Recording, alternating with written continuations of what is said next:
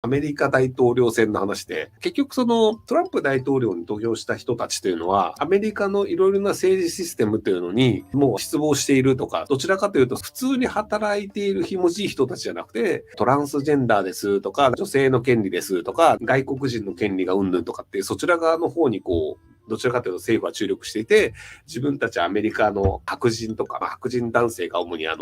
自殺率が高かったり、寿命が短かったりとかするんですけど、そういうところを強化されてないよねっていうのがあって、で、それがなんとかしてほしいっていうので、トランプ大統領に投票したという構造になると思うんですけど、で、実際先進国の中間層の収入は相対的に減り続けるよねという構造問題は解決してないんですよね。誰でもできる仕事をしている人たち、スーパーの店員とか農作業をしている人たちとかもそうなんですけど、誰でもできる人たちの仕事というのは基本的に海外にどんどん行ってしまう構造なんですよ。輸出入の単価の費用は安いので、例えばタオルを作る仕事っていうのが昔だと今治っていうところが結構有名だったんですけど、もう今治だと日本人がタオルを作ってたらとてもじゃないけどもその価格では高いないので中国製がほとんどだよねみたいな感じになってしまって、例えばじゃあ日本でもダイソーに売っているような商品はほとんど中国製だよねみたいな感じで、中間層が幸せになるというのは構造上なかなか難しいんですよ。で、もちろん技術が必要な農作業とかもあるんですけど、技術の必要のない農作業というのもいっぱいあるんですよ。高付加価値、高い値段で売れる野菜とかであればまだ日本で作れるんですけど、小麦とかって日本で作っててもそれもアメリカ産とかの小麦に勝てないよねっていうのがあって、あと大豆とかも勝てないよねっていうのがあって海外から輸入になっちゃうんですけど、っていうところでいくと、やっぱり中間層がなかなか儲けることができないよね。で、じゃあどれぐらい下がるのかっていうと、多分中国人の同じような仕事をしている人と同じぐらいの給料にならざるを得ないよねという状況になるんですよ。輸出入のコストがあんまり変わらないのであれば、中国人が作ったものでも日本人が作ったもので一緒だよね。となると、じゃあ中国で作る人の商品と同じぐらいで戦おうとすると、日本人もやっぱり給料も中国人ぐらい下がらないと無理だよね。ということになってしまうのが現状なんですよね。で、これは別にアメリカの白人だけに起きている問題ではなくて、日本でも起きていて、ヨーロッパでも起きているので、で、これが大統領が誰になるとか、総理大臣が誰になるとかで、なんとかなる問題じゃないんですよね。なので、もしそれを変えるのであれば、ブロック経済という方法があります。中国製の商品というのを全く輸入しない場合に、例えばじゃあ、中国からタオルとかじゃあダイソーで売ってるようなハサミとか100円で作られるようなね、ビニール袋とか洗濯バサミとかを中国から一切輸入するのをやめました。東南アジアからも輸入はやめました。日本で作りますってなると、一応日本での仕事は増えるんですけど、その代わり多分洗濯バサミの値段とか3倍ぐらいになると思うんですよね。100円ショップで売ってるものは多分日本人の給料で換算すると、多分3倍ぐらいの値段になってしまって、100円ショップで売ってるものが300円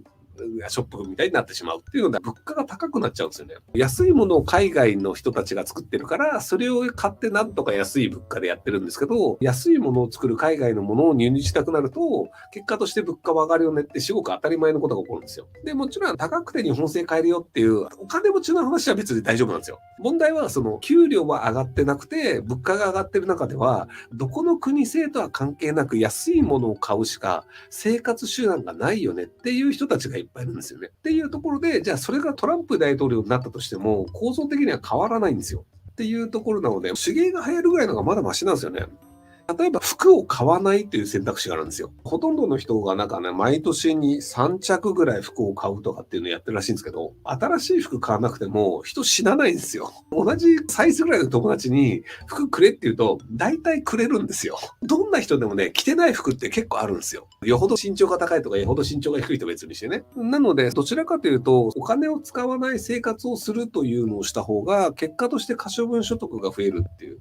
あとメルカリとかでね、何でも中古で手に入れるとかっていう方が収入というのは増えないよねっていうのが僕が見てる限りもうほぼ確定なんですよ。先進国の中産階級の人たちの収入を増やすとなると、多分ブロック経済だったりとか、安く商品を作ってる中国が戦争で大変なことになるとかってない限りは、基本的にはもう中産階級の収入は増えません。そうすると、じゃあ中産階級の人たちが可処分所得を増やすにはどうするかっていうと、コストを下げるぐらいしかないんですよね。で、別になんか新品は1日目は新品だよねってわかるんですけど、2日目3日目だったら中古と新品ってもうわかんないじゃないですか。例えばじゃあこれが僕中古で買ったものなのか新品で買ったものなのって、もうこの状態になったら誰も区別つかないじゃないですか。なので、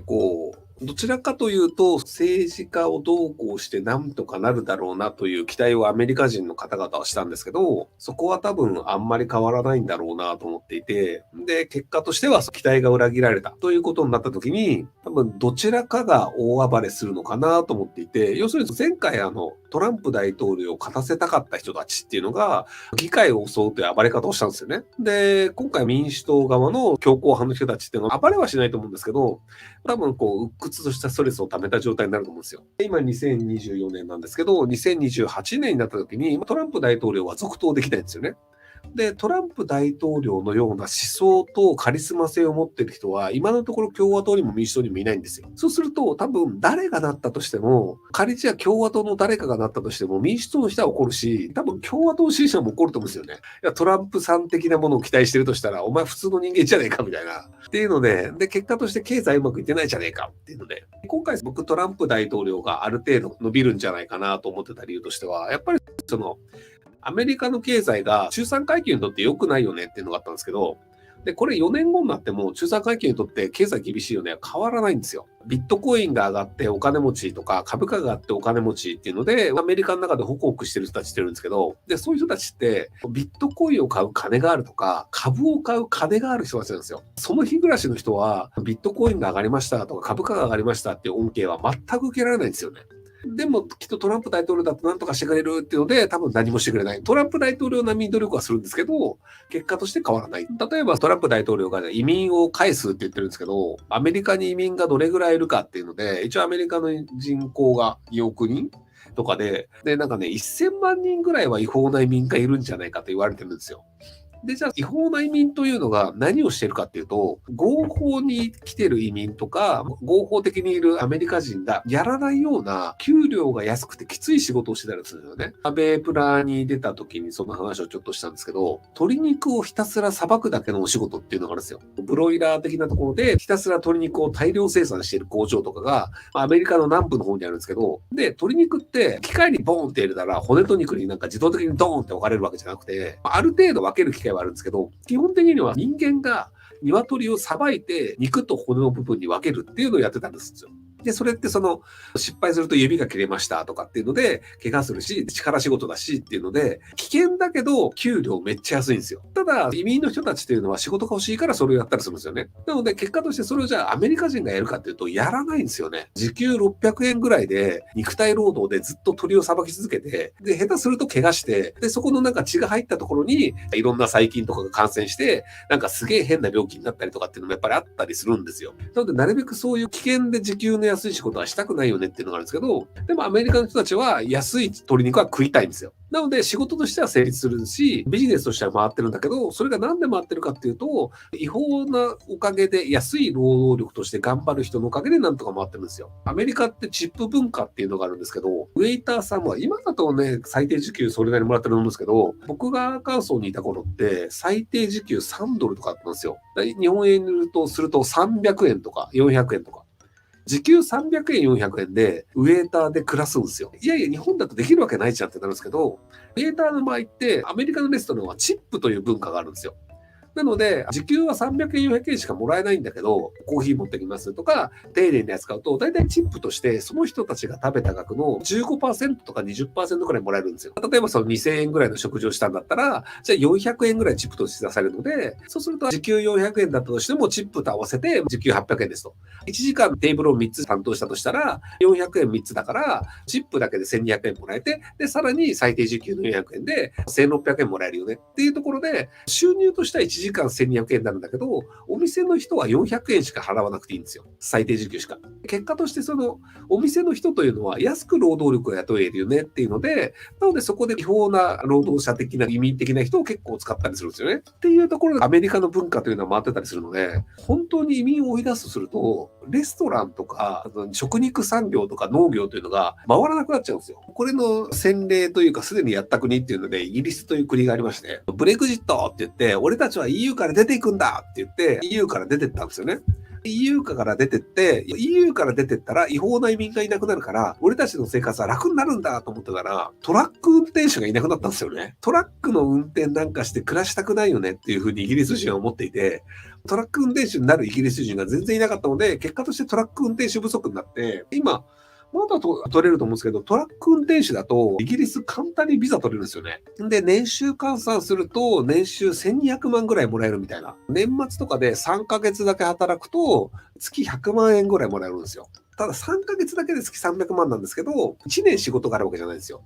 年末だけすごい忙しくなるから、3ヶ月だけ働いてほしいと。でも普通の人だったら、年末だけトラック運転手、でもそれ以外は失業っていうのは嫌だから、普通の仕事に就いちゃうので、トラック運転手やらないんですよ。で、昔はそこを移民がやってたんですよね。EU だった場合って別にパスポートとかいらないので、なので東欧の方の運転手さんとか、バルト三国の運転手さんとかが、年末の間だけイギリスで働いて、年末年始終わったら戻ってきて、東欧とかバルト三国で暮らします、みたいなのができたんですけど、それができなくなっちゃったので、輸送コストめちゃくちゃ高くなっちゃったんですよね。っていうのが起きてしまったっていうのがイギリスであって、確か去年かなんかに、ブレグジットは成功だったか失敗だったかっていうのを世論調査したら、イギリス人としてはブレグジット失敗だったっていう結論になってたりするんですけど、っていう感じで移民を追い出せばうまくいくよねというほどそんな簡単な話ではないんですよね。なのでトランプ大統領の言う移民を追い出せば良くなるんだっていうので、本当に追い出すとしたらまず物価も上がるし、追い出すためのコストも上がるっていうのもあったりするので、移民はある程度必要なんですよ。ただ、移民がいない状態で社会システムを作った方がいいよねというのは僕も思ってたりはするんですけど、移民を入れてしまうとやっぱり移民の問題って必ず発生してしまうので、移民がいない状態にした方が良いよね。いない状態で社会が回るようにしといた方がいいよね。なんですけど、一回移民を入れてしまうとそれを追い出すというのがなかなか難しくなってしまうので、なので日本は技術実習生とかみたいな形で移民を入れない方がいいんじゃないかなと思ってますけど、はい。日本の場合は強制送還はあんまりやらないので、難民申請断られた人が2年3年日本に入れちゃう謎の状態になっちゃうんですよね。はい。シンガポールとかバシバシ強制送還するので、シンガポールだとメイドさんが半年に1回かなんか妊娠検査買って、で、妊娠してるって分かると強制送還なんですよね。人権とは何ぞやなんですけど、はい。イーロン・マスクが EV 嫌いなトランプにあれだけ入れ込む未来、福さん的にどういう予想でしょうか？ EV それ自体の問題ではなくて、社会にとって移民とかをちゃんといなくならせた方がいいよねとか、きちんとアメリカの中で雇用が守れるようにした方がいいよねとか、中産階級の人が働けるようにした方がいいよねっていう、至極当たり前のことをイーロン・マスクは考えてるんじゃないかなと思いますけども。ご視聴ありがとうございます。今回の動画はこちらからの切り抜きになります。